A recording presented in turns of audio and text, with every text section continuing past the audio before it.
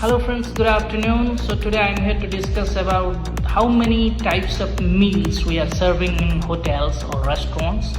The first is breakfast.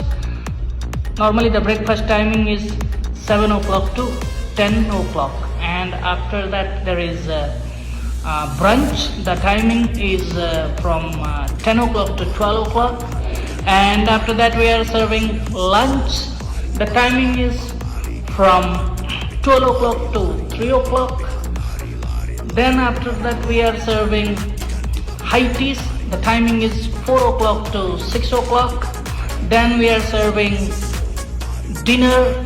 The timing is 7 o'clock to 9 o'clock. Then we are serving supper, or you can say late night snacks. The timing is from 9 o'clock to 11 o'clock. Thank you very much. Keep going.